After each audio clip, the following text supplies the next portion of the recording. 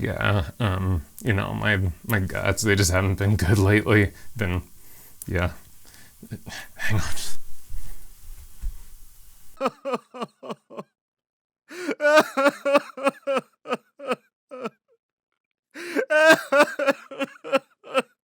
If we choose to keep ignoring the internal communication, we will find that they will eventually result in some very unsavory effects. So today, we need to ask ourselves, what the hell is neural communication? I hope you guys like this stuff.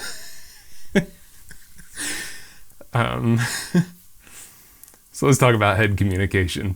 I'm having way too much fun, so I completely forgot to do this part.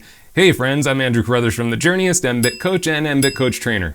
To get the most out of our multiple intelligences, we have to learn how they communicate with us, because they all really communicate in different ways. And the intelligences are kind of like relationships within the body, because if we don't pay attention to the other person in a relationship, one of two things typically happens. They stop communicating with us, or if they really need to be heard, they might start screaming at us. The head intelligence tends to speak to us in internal dialogue. What's this dude talking about? Internal dialogue? I don't talk to myself. It also speaks to us through imagery, dreams, our sense of curiosity, ideation, metaphor.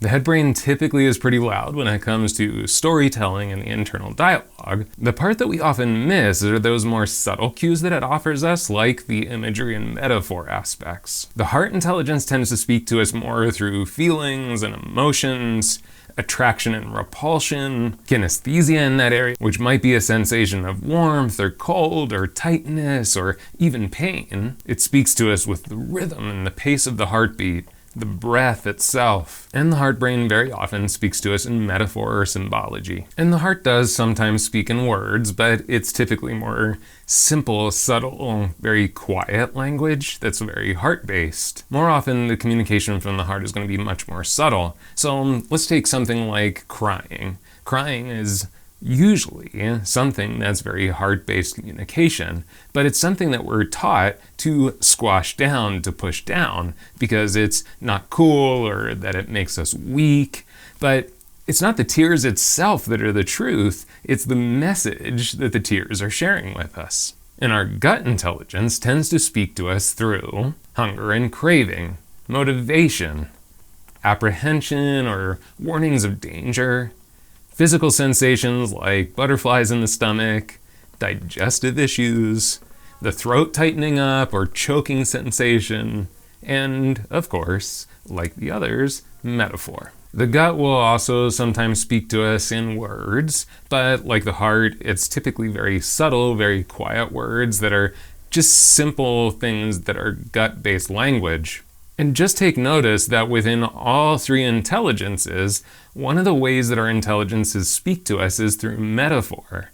This was something that indigenous peoples were much more connected to. They didn't really take anything for granted. Anything that showed up around them as symbolism, they took as information or communication that was going to be important for them. So don't miss out on these subtle pieces of communication that the head, the heart, and the gut are trying to share with us all the time. So now that you know the multitude of ways that the body's intelligence tries to communicate with us, what I'd challenge you to do is just become more aware, just become more open and curious of the meanings behind what we experience.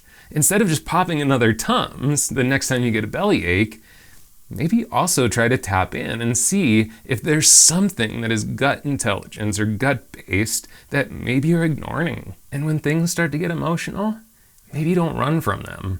Maybe turn around and look them straight in the face, because it could be that message that is so key to your life in that moment. And on a very serious and a very honest note, please know that I know that none of this is easy. I know none of it is simple. And sometimes facing those emotions or facing those deep internal communications, it's not comfortable.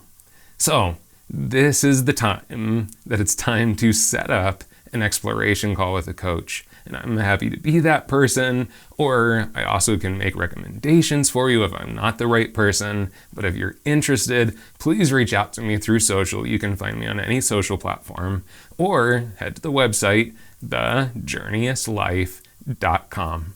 Thank you all so much for watching. More coming your way next week.